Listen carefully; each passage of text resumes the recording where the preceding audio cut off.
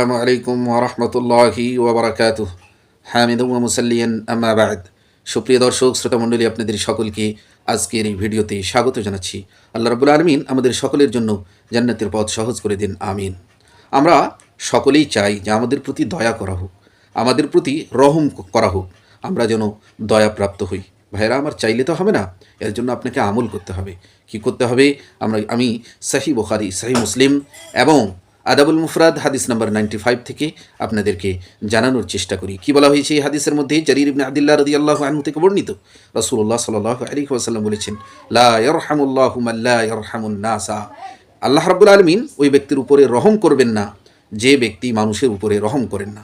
সুতরাং আল্লাহ রাব্বুল আলামিনের দয়া পেতে হলে, আল্লাহ রাব্বুল আলামিনের দয়ার অংশীদার যদি হতে চান, তাহলে আপনাকে মানুষের প্রতি দয়া করতে হবে, মানুষের প্রতি রহম করতে হবে। আর হ্যাঁ, মানুষের দয়াও কি আপনি চান যে আপনার উপরে দয়া করা হোক, রহম করা হোক? তাহলে মনে রাখবেন, মানুষকেও আপনার উপরে আপনাকে দয়া করতে হবে, মানুষের প্রতি আপনাকে রহম দেখাতে হবে। তাহলেই কিন্তু আপনি মানুষের দয়া পাবেন, মানুষের রহম পাবেন। অন্য একটি বর্ণনায় কথাই বলা হয়েছে, লা ইয়ারহাম লা ইউরহাম। যে রহম করে না সে রহম প্রাপ্ত হয় না, যে দয়া করে না সে দয়া প্রাপ্ত হয় না, যে দয়া করে না তার উপরেও দয়া করা হয় না। সুতরাং আসুন আমরা সকলে মিলে পরস্পরকে রহম করার চেষ্টা করি, দয়া করার চেষ্টা করি, তাহলেই আমরা আল্লাহ রাব্বুল আলামিনের দয়া পাবো। আকুলু কওলি হাদা ওয়া আস্তাগফিরুল্লাহ লি ওয়া লাকুম ওয়া লিসাইরিল মুসলিমিন।